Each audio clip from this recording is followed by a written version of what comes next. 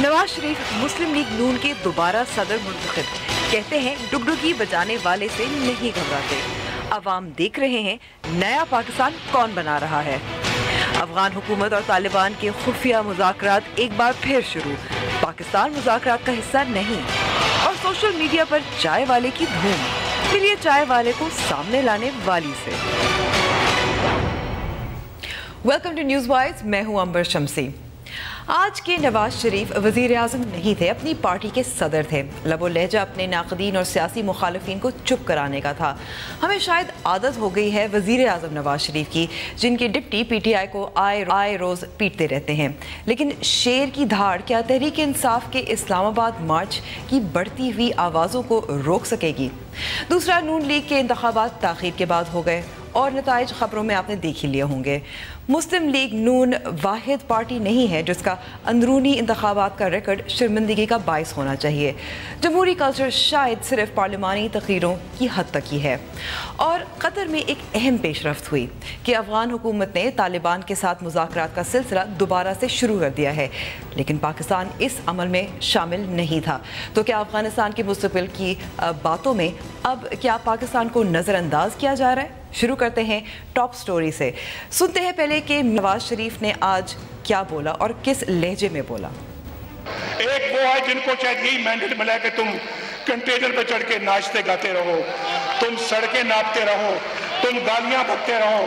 आप हमारा वतीरा जानते हैं, आज तक हमने ऐसी फजूल बातों का कभी जवाब नहीं दिया। हमने खामोशी इख्तियार की, सब्र किया। ये जो 3 कारखाने पंजाब के अंदर लगाए हैं, मैंने आपको कहा 100 अरब रुपए की बचत की है, 100 अरब रुपए की। और ये अपना जो है, अगर खुदा न खास्ता कोई और हुकूमत होती जो कमीशन बनाती या किक बैक लेती या कोई और रिश्वत लेती, वो शायद ये 100 अरब तो क्या बचाती बल्कि 200 अरब और खर्च कर देती। हम अपना काम जारी रखेंगे। मुझे नहीं परवाह कौन कंटेनर पे आता है, मुझे नहीं परवाह कौन क्या कहता है, कितनी गालियां निकालता है, कितना बुरा भला कहता है। क्या मियां नवाज शरीफ कॉर्नर टाइगर हैं या वो अब अग्रेसिव स्टांस पे जा रहे हैं? ज़ाहिर है क्योंकि इस्लामाबाद मार्च बहुत करीब है। इस पर बात करने के लिए हमारे साथ स्टूडियो में मौजूद हैं तज्ज़ियाकार और सीनियर सहाफ़ी अवैस तौहीद। बहुत बहुत शुक्रिया वक्त देने का। लहजा मियां नवाज शरीफ का बहुत इंटरेस्टिंग था क्योंकि बहुत अरसे बाद हमने उनको इस अग्रेसिव मूड में देखा है।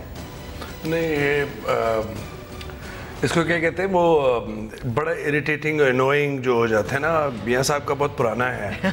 ज़रा सा सवाल आप पूछते हैं तो फिर इस तरह का लहजा हो जाता है। आपने देखा होगा कि पनामा लीक्स का जब कज़िया शुरू हुआ तो ये DI खान के सफ़र पे चले गए, हदारा के सफ़र पे चले गए कि हम डेवलपमेंटल प्रोजेक्ट्स जो हैं उनको प्रोजेक्ट करेंगे। और आज जो कन्वेंशन में आपने इब्तदाई में कहा, तो इसके 2-3 इसके पॉइंट्स हैं। ज़ाहिर बात है कि मुख्तसर वक्त है। एक तो ये कि ये 2002 में ये पाबंद किया था इलेक्शन कमीशन ने 2002 के अंदर जो पॉलिटिकल पार्टीज़ एक्ट था कि आप इंट्रा पार्टी इलेक्शंस कराएंगे और it is going to promote democratic culture और नॉर्म्स और वैल्यूज़, तो वो इनके पाबंद थे। लेकिन बात यह है कि आज कन्वेंशन सेंटर में जो एक रोज़ के अंदर बिला मुकाबला मुंतखब हो गए तो उस पर एक बड़ा सवालिया निशान है। एक तो वक्त, जैसे आपने कहा कि 2 नवंबर का कारोबार हुकूमत मफलूज करने का जो एक एग्रेसिव जो है और एंटी गवर्नमेंट मूवमेंट है, दूसरी पॉलिटिकल पार्टी दूसरे किनारे पे खड़ी हुई हैं जो 2014 के अंदर इनके साथ थी, तो काफ़ी सख्त चैलेंजेस हैं। और अभी 20 तारीख को आप देखेंगे कि सुप्रीम कोर्ट के अंदर सुनवाई हो रही है, तो दोहरे जो है खतरात लाख हैं। फिर लेकिन ये तो सिर्फ सियासी खतरात है ना, इसके अलावा एज प्राइम मिनिस्टर उनको और भी प्रेशर्स का सामना है। हाँ, अभी तो देखें जो क्यासा रही है तो उसमें प्रमोशंस, पोस्टिंग्स और एक्सटेंशन और वो सब कुछ है। तो लेकिन सबसे बड़ी बात ये कि जो आज जो इलेक्शन हुए हैं, देर आए दुरुस्त आए, ठीक है इलेक्शन किया, लेकिन कन्वेंशन सेंटर में आप देखिए ये भी एक प्योरली एक डेमोक्रेटिक कल्चर को रिफ्लेक्ट नहीं करता कि जो इनकी सेंट्रल वर्किंग कमेटी है या काउंसिल है उसको प्रोविंसेस ने जो है वो इलेक्ट किया। ये होता है यूनिट, फिर तहसील, वो सारा एक पूरी कई टीयर्स होती हैं। ठीक है, तो हम ख्वाहिशें करते हैं और उम्मीद ये रखते हैं कि जब डेमोक्रेसी का चर्चा होता है, हम और आप सब सोशल डेमोक्रेट्स हैं, डेमोक्रेसी के साथ हैं, تو ہر پولیٹیکل پارٹی, اب دیکھیں نون لیگ نام ہے, نواز شریف صاحب کے گرد گھومتی ہے, ادھر الطاف حسین صاحب ابھی ایک لا تعلقی اور طلاق والا معاملہ پہنچا ہے, ابھی تک وہ جان کا قضا بنے ہوئے ہیں اپنے جو ساتھی جنہوں نے ان کو ڈیزرٹ کیا یا ڈسینٹنگ جو ایک نوٹ بھیجا ان کو, چاہے وہ پی ایس پی والے ہوں, چاہے وہ ایم کیو ایم پاکستان ہو. دوسری طرف آپ دیکھیے کہ اسی طرح پاکستان پیپلز پارٹی ان کا ایک ڈائنیسٹی والا ہے, جس طرح گاندھی ڈائنیسٹی ہے, جس طرح بندر نائکے یا سری لنکا کے اندر جو تھی, یا جس طرح حسینہ واجد ہیں بنگلہ دیش کے اندر. تو ساؤتھ ایشیا کے اندر یہ ایک ٹرینڈ سا ہے, اور ہم یہ سمجھتے ہیں, دیکھیں ابھی پیپلز پارٹی نے بھی اپنی تحلیل کی ہوئی ہے تنظیم سازی کو, الیکشنز کو, پھر تحریک انصاف نے کرائے تو تھے اور ہر لیول پہ کرائے تھے, لیکن متنازع تھے, بہت متنازع تھے. جسٹس وزیر الدین صاحب کا کیا اشر ہوا, پھر آپ دیکھیں اس پہ بھی ہم بات کریں گے تھوڑی دیر میں, لیکن اگر تھوڑا سا ہم بات کریں کہ جو ہٹ بیک کر رہے تھے آج میاں نواز شریف اپنے سارے سیاسی مخالفین کو, اگین کافی عرصے بعد ہمیں نظر آ رہا ہے, یہ دیکھنے میں ان کو بڑا نشانہ تو تحریک انصاف اور عمران خان صاحب ہیں, اور باقی جو ہے وہ تو ہے, لیکن ٹون اور جو تیر تھا وہ ڈائریکٹ تھا کہ کنٹینر پہ چڑھو, پھر ساتھ میں انہوں نے لپیٹ دیا کہ ڈانس کرو, جو بھی کرو, ہمیں گالیاں نکالو. اعتراض یہ ڈونلی کو بہت ہوتا ہے ڈانس پر. ڈانس پہ اعتراض نہیں ہونا چاہیے, ہم تو چاہتے ہیں کہ کھلے سوسائٹی اور اس کے ہی پروموٹ ہو, آرٹ ہو, سارا ہو, لوگ اپنی مرضی سے پارٹیسپیٹ کریں ہر طرح کے فنکشن میں, ہر طرح کے اس میں. لیکن آج جو نشانہ تھا وہ کنٹینر پہ تھا, سیدھا تھا, اور 2 نومبر کے اس پہ تھا. اور انہوں نے آپ دیکھیں کہ باکو کے اندر بھی جو آذربائیجان کے اس میں گئے تھے, تو انہوں نے ایک جملہ کہا تھا کہ ہم روڈ بناتے رہیں گے, اور ہم روڈ بنانے کی بات کرتے ہیں, کھولنے کی بات کرتے ہیں, آپ بند کرنے کی بات کرتے ہیں. تو نون لیگ حکمراں جماعت پاناما لیکس پہ ڈیفینسو پہ ہے, اور ساتھ میں یہ سمجھتی ہے کہ کاؤنٹر ویپن جو ہے ان کے ڈیولپمنٹ پروجیکٹس, بیکاز ان کی جو معیشت کے اوپر ساری گورننس ریوالو کرتی ہے, تو اس کو ایک ہتھیار بنا رہے ہیں. لیکن آنے والے دنوں کے اندر وہ ہتھیار کتنا کارآمد ہوتا ہے یہ تو میں نہیں سمجھتا, لیکن سیاسی طور پہ یہ بڑا مشکل ہوگا آنے والے دنوں کے اندر کہ صرف یہ ہتھیار کام آئے. سیاسی اقدامات کرنے ہوں گے حکمراں جماعت کو, یہ سیاسی تنازع ہے, یہ پاناما لیکس پہ اخلاقی ان کا جو ہے وہ مطالبہ جو ہے بالکل جائز ہے, اس کو ایڈریس کرنے کے لیے سیاسی اقدامات کریں, نہ کہ حزب اختلاف کی جماعتوں کو کہیں دور کنارے پھینک دیں. پیپلز پارٹی آپ دیکھ لیجئے, امبر کے بلاول بھٹو صاحب کا جو تھا, انہوں نے ڈائریکٹ ان کو کیا. تو اگر آنے والے دنوں کے اندر زیادہ حدت بڑھ گئی تو یہ بڑا مشکل ہو جائے گا نواز شریف صاحب کے لیے اور ان کے رخوہ کے لیے کہ وہ صرف اسی کاؤنٹر ویپن سے, بیکاز آپ نے ڈیموکریسی کی بات کی, دیکھیں پارلیمنٹ کی یہ لوگ عزت نہیں کرتے, پارلیمنٹ کے اندر آتے نہیں. بلکہ ہوا یہ کہ اب دیکھیں 2014 میں جو جماعتیں پارلیمنٹ میں ان کے ساتھ کھڑی تھی, اب وہ بھی سائڈ پہ, جیسے آپ نے کہا تھا, سائڈ پہ ہو گئی نا, پیپلز پارٹی ہو گئی. جماعت اسلامی پٹیشنر ہے ایک, اور وہ کہہ رہے ہیں سپریم کورٹ کو, انہوں نے کہا ہے کہ جی اگر کلپریٹس کو جو ہے آپ اریسٹ کریں, اگر جو بھی ہے منی لانڈرنگ وغیرہ میں, تو سپریم کورٹ کے اندر جب یہ ہوگا, میرے خیال میں یہ پی ٹی آئی کے جو ورکرز ہیں یا جو حکومت مخالف جو تحریک ہے, اس کے ورکرز کو یہ آکسیجن کا کام دے گی. ظاہری بات ہے کہ پہلے روز فیصلہ نہیں ہوگا, it's not trial court, supreme court. یہ پہلے کریں گے کہ ایڈمیسیبل ہیں کہ نہیں, قابل سماعت ہیں کہ نہیں ہے, پھر اٹارنی جنرل کو نوٹس ہوں گے, فلاں. جیسے ہی آغاز ہوگا, شہر سرخیوں میں بھی آئے گا, میڈیا پہ بھی اس کا چرچا ہوگا, اور ساتھ کے اندر پاناما لیک جو کہیں اس وقت پیچھے تھی پرائرٹیز میں, حکومت کے بالکل سامنے آ جائے گی چہرے پہ, جس طرح اس وقت تحریک انصاف اور ان کے لوگ اپنی دھمکیوں کے ساتھ ان کے بالکل چہرے کے سامنے ہیں. وقت ہوا ہے بریک کا, اور بریک کے بعد ہم مزید بات کریں پارٹی الیکشنز میں, اور مختلف سیاسی جماعتوں کے بارے میں بھی ذکر ہوگا.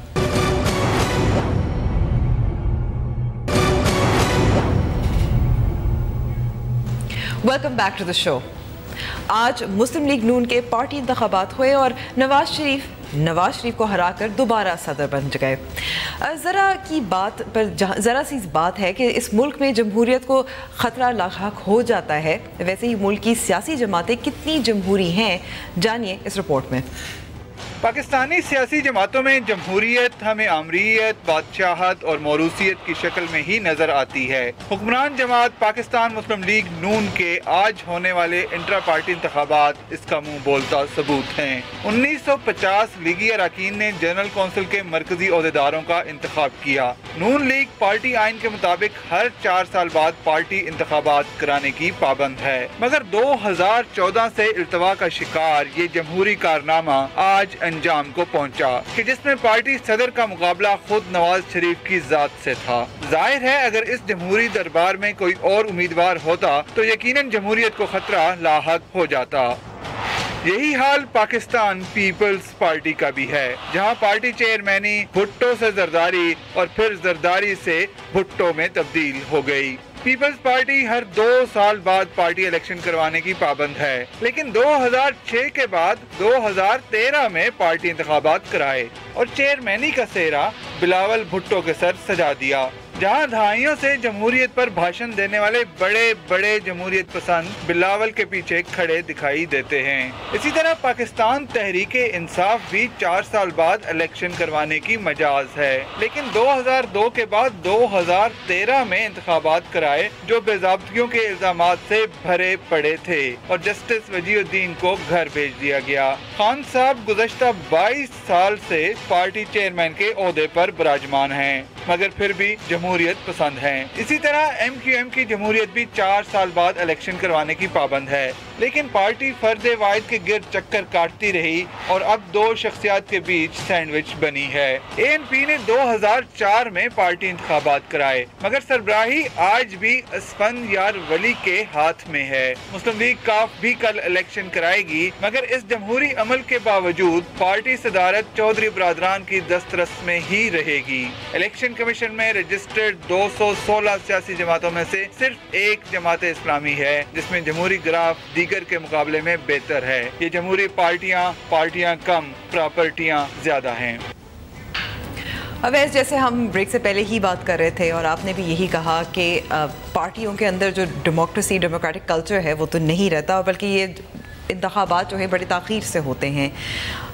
بلکہ یہ بھی جو پی ٹی آئی کا مثال اگر پی ٹی آئی کے لیے ان کا یہ کہنا ہے کہ پہلے انہوں نے یہ ریلیز، مارچز، پھر دوبارہ سے ان کی جو انٹرنل پرابلمز ہیں ان ٹرمز آف الیکشنز اس کو پھر حل کریں گے۔ So as a student of politics میں سمجھتا ہوں کہ بہت بڑی اپرچونٹی لوز کی پی ٹی آئی نے 2013 کے انتخابات کے بعد۔ اگر وہ تنظیم سازی پر زور دیتے تو کراچی میں بھی بہت بڑا ووٹ بینک تھا جنہوں نے ان کی جھولی میں ووٹ ڈالے تھے۔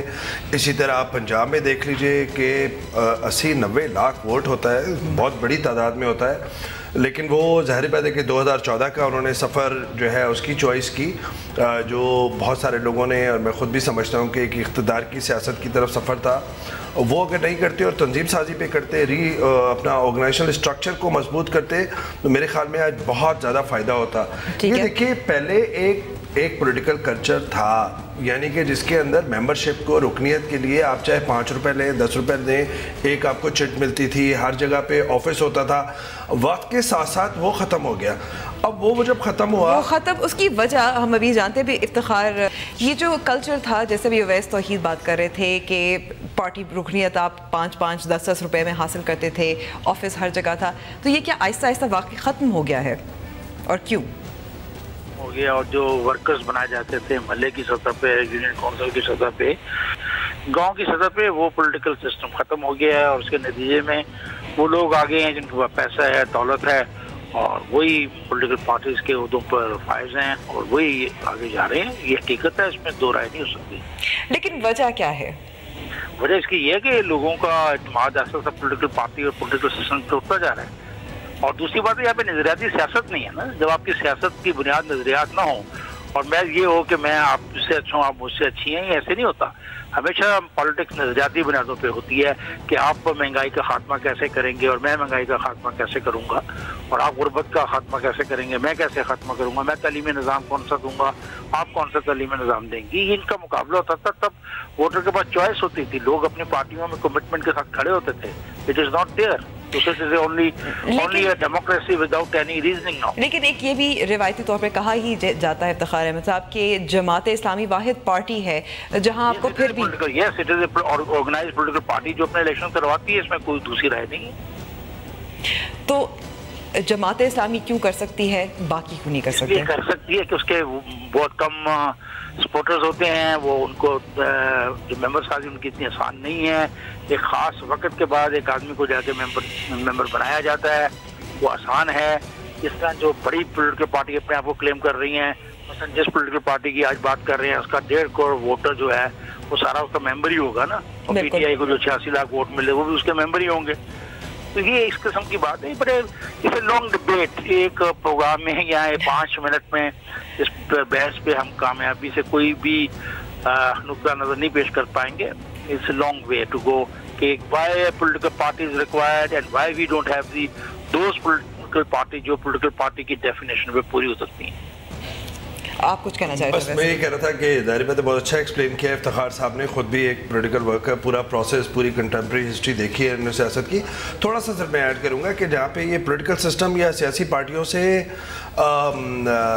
एतमाद ख़त्म हो गया या पॉलिटिकल सिस्टम से, उससे थोड़ा सा मैं करूँगा कि ऐसी बात नहीं है, बदल है। और बहुत सारे जो पढ़े लिखे लोग हैं वो अपने आप को दूर रखते हैं पॉलिटिकल एक्टिविटीज़ से, जो एक तकलीफ़देह बात है। हम ये समझते हैं कि ऐसा कल्चर फ़रोग़ पाए जिसके अंदर शख्सी या फ़र्द के गिर्द जो पार्टीज़ घूमती हैं वहाँ पर चैलेंज करने के लिए एक आम पार्टी वर्कर भी खड़ा हो सकता है। यानी कि आज बहुत अच्छी बात, चाहे वो बिलावल साहब हो, उनके खिलाफ भी कोई खड़ा हो इंट्रा पार्टी इलेक्शन। एक बात मैं कहना चाहूँगा, Can I say something? OT is our teacher, OT is our leader. तो वो उनका तजुर्बा मुझसे ज्यादा, इनके बाल ज्यादा सफेद हैं मुझसे, सही कहते हैं। नहीं, मैं कलर नहीं लगाता। जिस जमाने की बात अवैश कर रहे हैं वो नजरियात का जमाना है, वो इस मुल्क के अंदर राइट और लेफ्ट की जंग का जमाना है, वो गरीब और अमीर के दरमियान एक तकसीम के अंदर उसकी जदोजहद का जमाना है। वो जमाना है अपना मजदूर जो मेहनत करता है उसकी मेहनत का मुआवजा दिलाने के लिए, वो ज़माना है जो किसानों के लिए हकूक़ का ज़माना है। आज तो किसानों के हकूक़ की बात मैं सुनता ही नहीं, किसी से भी नहीं सुनता। आज मैं किसानों की कोई एक बेचारा हमारा दोस्त है फारूक, वो रैली निकालता है वहाँ पे उकाले में वो और मार खाता है और फिर वापस आ जाता है। बल्कि जब जरूरत पड़ती है जब जरूरत पड़ती है तभी उनकी आवाज़ उठाते हैं कि अगर वो चाहते हैं कि अपनी रैली में शामिल हो। देखिए असल में पॉलिटिकल पार्टीज क्या होती हैं? पॉलिटिकल पार्टी सोसाइटी के तमाम सेगमेंट की नुमाइंदगी करती हैं, और सोसाइटी में सबसे बड़े सेगमेंट कौन से होते हैं? गरीबों के होते हैं, फुकरा के होते हैं। शुक्रिया अवैस तौहीद और इफ्तिखार अहमद साहब। हम ब्रेक पे जा रहे हैं, ब्रेक के बाद हम बात करेंगे कतर में अफगान हुकूमत और तालिबान के दरमियान खुफिया मुज़ाकरात की।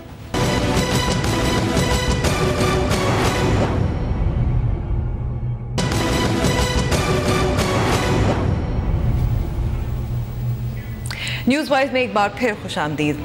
अब चलते हैं दोहा, जहां गार्डियन एक बरतानवी अखबार है, उनकी रिपोर्ट्स के मुताबिक तालिबान और अफगान हुकूमत के दरमियान खुफिया मुज़ाकरात 2 बार हो चुके हैं, सितंबर में भी और अक्टूबर में।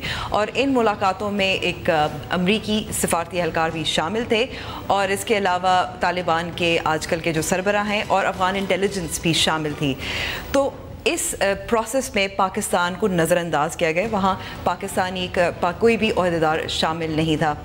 आयशा सिद्दीका जो दिफाई तज्ज़ियाकार है हमारे साथ मौजूद हैं स्टूडियो में, और हाल ही में काबुल से होकर आई हैं जहाँ उन्होंने हेरात सिक्योरिटी डायलॉग कॉन्फ्रेंस में शिरकत भी की थी। बहुत बहुत शुक्रिया। तो ये जो डायलॉग है पीस अफगान तालिबान को शामिल करने का, इसमें पाकिस्तान थोड़ा साइड लाइन तो हो चुका है। देखिए, एक जो इस वक्त अफ़गान हुकूमत है वो भी और अवाम जो हैं वो लगता है कि एक शक की नज़र से देखते हैं पाकिस्तान के रोल को, और वो बहुत क्लियरली आपको बताते हैं कि जी देखिए, हम पाकिस्तानी अवाम और पाकिस्तान की फ़ौज और हुकूमत में हम फ़र्क रखते हैं। ठीक है। एक डेवलपमेंट जिसे आप कहें वो ये है कि कुछ लोग आपको वहाँ मिलेंगे जो कि कहते हैं कि जी देखिए ये हमें 2001 से करना चाहिए था कि तालिबान से गुफ्तगू करनी चाहिए थी, लेकिन एक जिसे कहते हैं ना कि एक डिवाइडेड सी एक हाउस है, कुछ हैं जो कि ज़्यादा अमेरिकी इन्फ्लुएंस में हैं जो कि अब भी कहते हैं कि नहीं, तालिबान से बात नहीं करनी चाहिए, या तालिबान जो हैं वो अपना اپنی ایمبیشنز کو تھوڑا سا کیپ کریں، کم کریں، لیکن ایک جنرل فیلنگ ہے کہ طالبان سے بات کرنی چاہیے، کیونکہ طالبان کم از کم اگر دیکھیں یہ تو ایک بات ہے کہ سب پشتون طالبان نہیں ہے، ٹھیک ہے، لیکن جو ان کی اندرونی پالیٹکس ہے اس کی وجہ سے بہت سارے جو پشتون ہیں وہ رورل ایریاز میں ہیں، وہ ڈپینڈنٹ ہیں طالبان پہ. اس لیے طالبان جو ہیں ان کا ایک پولیٹیکل سٹیک ہے نا، ایک پولیٹیکل سٹیک ہے، ان کو آپ نکال نہیں سکتے، ان سے بات کرنی پڑے گی اور ہوگی. میرے خیال میں اگر کوئی بھی گفتگو چل رہی ہے تو وہ اچھی بات ہے. رہی بات پاکستان کی، میرا اپنا خیال ہے جی کہ پاکستان کو بہت اور اقدام اٹھانے چاہیے، لیکن یہ جو روک ٹوک ہے کہ جی اس طالبان سے بات کرو، ہم جو اکٹھا کریں گے گروپ اس سے بات کرو، بجائے اس کے بہت سارے اور مثبت چیزیں ہیں جو پاکستان کو کرنی چاہیے، جو کہ اس بات سے ماورا ہوں کہ وہاں جو پولیٹیکل سٹرکچر ہے وہ کیسا ابھر رہا ہے. ٹھیک ہے، لیکن اب جیسے یہ جو دوحہ میں پہلے بھی کوشش کی گئی تھی، اس میں بلکہ امریکی بھی شامل تھے فیسیلیٹیٹ کرنے میں، اور جو مری میں جو ٹاکس ہوئے تھے پچھلے سال، اور جو پھر اس کے بعد جو لیک ہوا تھا کہ ملا عمر کی ہلاکت ہو چکی ہے اور پاکستان میں ہوئی تھی، اس وقت بھی امریکہ بھی شامل تھا. تو مذاکرات پہ تو امریکہ بھی مطلب از انٹرسٹڈ. دیکھیں ہے بات یہ ہے کہ امریکہ اب چاہتا ہے، کیونکہ انہیں نکلنا ہے، وہ چاہتے ہیں کہ ایک پولیٹیکل ریزولوشن جو ہو، جو برسلز میں ہوا ہے. برسلز میں بہت زور دیا گیا ہے کہ ایک ایسی جو سیکیورٹی آرکیٹیکچر ہے، جو پولیٹیکل آرکیٹیکچر ہے، وہ اس کا جو دار و مدار ہے ایک پولیٹیکل پروسیس کے شروع ہونے پہ ہے. یہ سب جو وہاں ممالک تھے اس میں ایک پوائنٹ آف ویو یہ تھا کہ جی وائلنس کو ختم ہونا چاہیے، اور امریکہ کا بھی زور ہے کہ وائلنس ختم ہونا چاہیے، جس کے لیے وہ سمجھتے ہیں کہ اب آ کے وہ جسے کہتے ہیں سمجھ آ رہی ہے کہ طالبان سے بات کرنا ضروری ہے. اس لیے بات جو ہے وہ بڑھائی گئی ہے.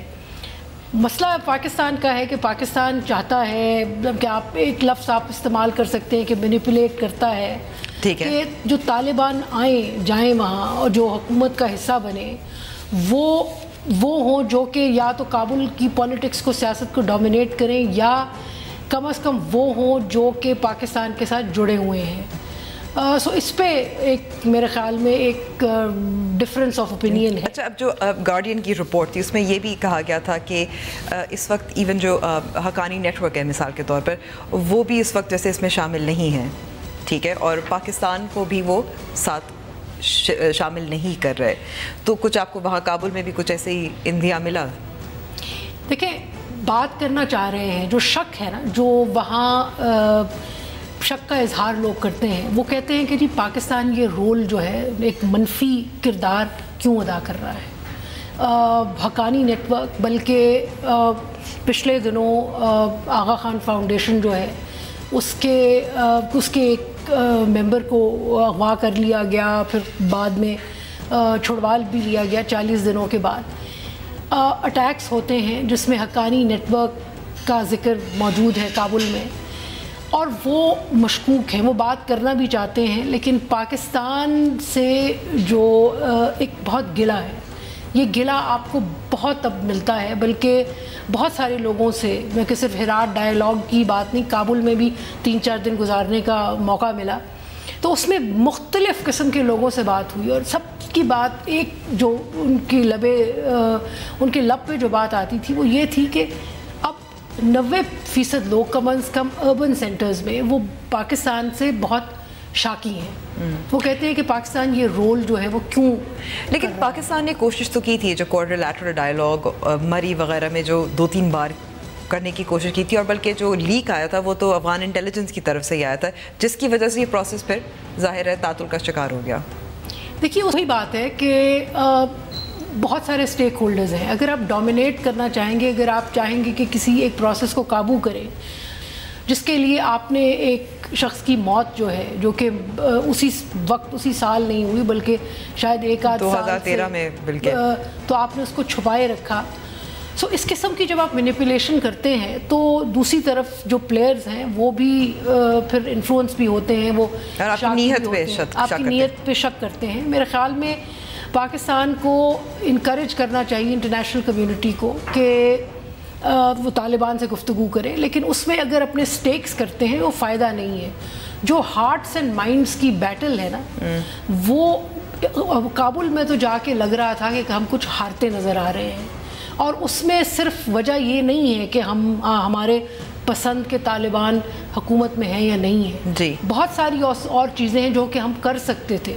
مثلا ہماری ایمبیسی جو ہے کابل میں، وہ بہت، ہر کوئی کہتا ہے جی بہت پیسو ہے، آپ لوگوں کو لائیں، آپ پاکستان کو انٹروڈیوس کرائیں، آپ پاکستان کا پوائنٹ آف ویو دیں، آپ خاموش ہو کے نہ بیٹھے، آپ لوگوں سے ملیں.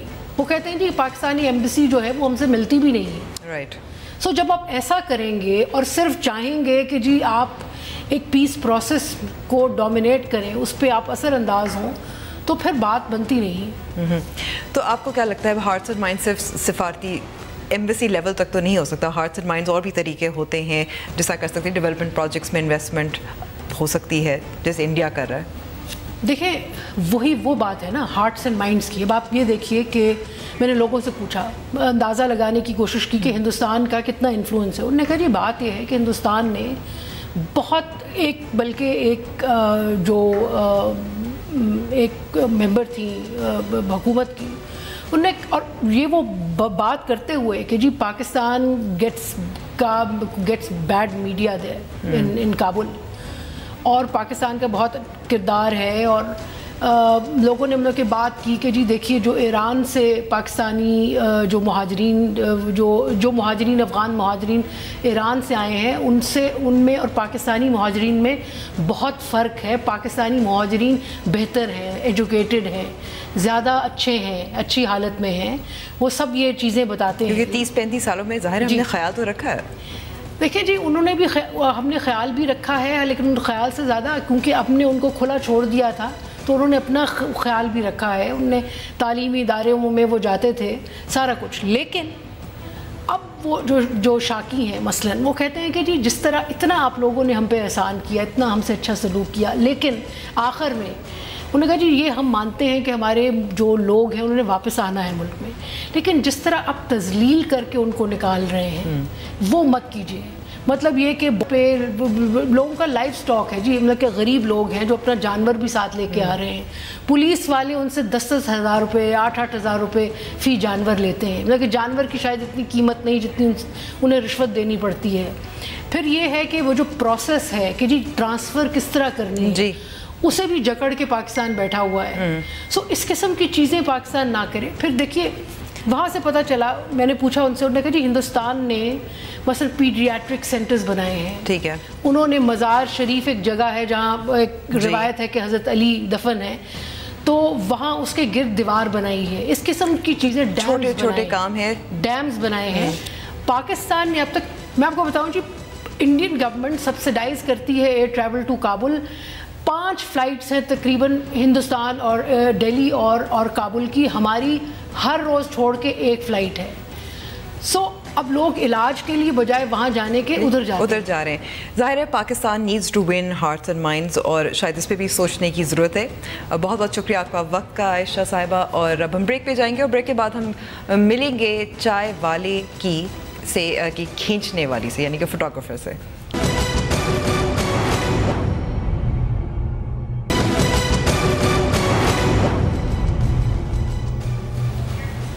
ویلکم بیک ٹو دا شو. نہ پاکستان کی ویسٹ انڈیز کے خلاف جیت، نہ پی ٹی آئی اور مسلم لیگ نون کی تقریریں اور دھرنے. انٹرنیٹ پر دھوم مچی تو ایک چائے والے کی. جانیے اس رپورٹ میں. اس چائے والے نے نہ صرف پاکستانیوں کو اپنے حسن کا دیوانہ بنایا، بلکہ بھارت اور لندن کے ٹویٹر صارفین کے دلوں پر بھی چھایا رہا. لیکن یہ پہلی بار نہیں کہ انٹرنیٹ کے بدولت ایک عام شخص نے راتوں رات شہرت کی بلندیوں کو چھو لیا. حال ہی میں دوسری امریکی صدارتی بحث کے دوران ایک لال سویٹر میں ملبوس کین بون نامی شخص نے کلنٹن اور ٹرمپ سے ان کی توانائی پالیسی کے متعلق سوال کیا، تو ٹویٹر صارفین میں ان کا لال سویٹر اتنا مقبول ہوا کہ چند گھنٹوں میں کین کے ٹویٹر فالوورز 7 سے 2.5 لاکھ تک پہنچ گئے، اور کین بون 2 دن تک امریکہ میں ٹاپ ٹویٹر ٹرینڈ رہا. गुज़श्ता साल भी एक शख्स के नीले जोड़े की खींची हुई तस्वीर ने ऐसी धूम मचाई कि इसको 1 करोड़ से ज्यादा अफराद ने सोशल मीडिया पर शेयर किया। सोशल मीडिया के इस दौर में कब कोई चीज क्यों मशहूर हो जाए पता नहीं लगता, लेकिन इस बात को भी झुटलाया नहीं जा सकता कि सोशल मीडिया पर मिलने वाली शोहरत ज्यादा पायदार नहीं होती। अब ये चाय वाला कितने अरसे तक अवाम के दिलों पर राज करेगा ये वक्त ही बताएगा। चाय वाले यानी कि अरशद खान की जिसने तस्वीर ली, फोटोग्राफर जवेरिया हमारे साथ मौजूद है। बहुत बहुत शुक्रिया वक्त देने का। Must have been a very busy day. अचानक से ये वायरल हो गया, पूरी दुनिया में इसकी धूम मच गई, क्या एहसास हो रहा है इस वक्त? I am actually very surprise. मैं एक्सपेक्ट नहीं कर रही थी कि इतनी जो है ये पिक्चर वायरल हो जाएगी, and I am very happy as well, क्योंकि मुझे जितना एक्सपोजर मिला है, not only me but the चाय वाला himself, we are famous all over the internet, we are also trending internationally, so it's amazing. अच्छा, इस पर काफ़ी डिबेट भी होती रही क्योंकि 2-3 राय सामने आई। एक तो ये कि सबको इसलिए गुड लुकिंग लग रहा है क्योंकि वो गोरा है और उसकी नीली आंखें हैं। दूसरा ये कहा जा रहा है कि अगर एक मर्द एक खूबसूरत लड़की की तस्वीर लेता और फिर इंस्टाग्राम पे लगाता, ट्वीट होता, तो शायद ख़वातीन जो हैं वो तो बुरा भला कहती, तो ख़वातीन के लिए कोई इजाज़त है, that's okay for us but not for them. देखिए, मैं आई थिंक पर्सनली जो मेरा वो है कि it's not about the gender. ये एक औरत और मर्द की वो नहीं है कि पिक्चर की बात है, इट्स अबाउट द सब्जेक्ट। आपका सब्जेक्ट क्या है? अगर मैं एक एग्जांपल दूं कि स्टीव मैकरी जो एक फोटोग्राफर फेमस है, उन्होंने एक अफगान गर्ल की पिक्चर, अगर आपको याद हो, इट्स वेरी आइकॉनिक। बिल्कुल, इट्स वेरी आइकॉनिक। और फिर फॉलो अप भी हुआ था कोई 20 साल बाद कि वो कैसी है। तो देखें, वो भी लड़की थी, उसको भी लोगों ने अप्रिशिएट किया। So I think it's about the subject. और basically मेरा subject in the picture itself was उसकी आंखें. I wanted to focus on that. That is actually what got me to take his picture. अच्छा, अभी कुछ सुन रहे हैं कि उसको कुछ मॉडलिंग की ऑफ़र्स भी आ रही हैं, और ज़ाहिर है अब आपने मुलाकात भी की उसके दोबारा से जाकर, फैमिली लाइफ, तो आपको क्या लगता है कि वो चाय वगैरह जो बेच रहा था अब छोड़ के मॉडलिंग में आएगा? He is actually very excited. मेरे उनसे जो बात हुई थी तो बिल्कुल कह रही हैं कि मुझे आप मॉडलिंग करवा लें, आप मुझसे एक्टिंग करवा लें, I am all up for it. इनका ये था कि थोड़े से वो शुरू में मतलब डर रहे थे कि मेरी जॉब चली जाएगी, क्योंकि उनको लोगों ने इतना घेर लिया था एकदम से, तो वो सिर्फ यही बार बार कह रहा था कि मैंने जो है वो जाके चाय बनानी है। तो he was worried about that. लेकिन यही है कि अब जो है ही आहिस्ता आहिस्ता उनको रियलाइज़ हो रहा है कि उनका जो है फेम किस लेवल तक पहुँच चुका है, स्टार बन गए। एग्जैक्टली। लेकिन साथ साथ आप भी बनी हैं, और आपको लगता है कि इससे एहसास हुआ कि इंटरनेट कितनी ताकतवर है? I really did realise that, yes. मेरे रातों रात जो हैं वो इंस्टा फॉलोअर्स और मेरे पेज पे मतलब लाख से ऊपर अब लाइक्स हैं, तो इट्स वेरी पावरफुल। एक आम से बंदे को देखें उठा के उन्होंने कहाँ से कहाँ ले गए हों, तो the internet is an amazing place. बहुत बहुत शुक्रिया बात करने का। लेकिन न्यूज़ वाइज का वक्त ख़त्म हो गया। अगर हमसे रब्ता करना चाहें तो हमारा फेसबुक पेज और ट्विटर हैंडल मौजूद है। मुझे इजाज़त दीजिए, देखते रहिए डॉन न्यूज़ मज़ीद ख़बरों और तज्ज़ियों के लिए। खुदा हाफ़िज़।